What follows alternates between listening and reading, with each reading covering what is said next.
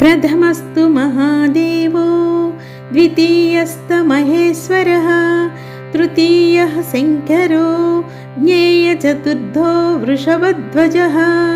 पञ्चमः कृत्तिवासा च षष्ठः कामाज्ञनाशनः सप्तमो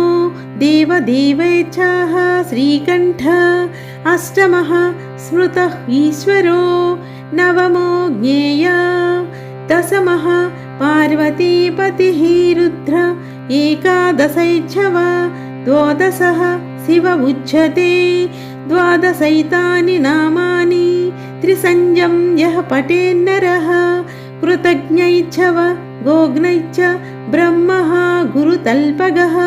स्त्री बालघातुकैच्छव सुरापो वृषलीपतिः मुच्यते सर्वपापेभ्यो रुद्रलोकं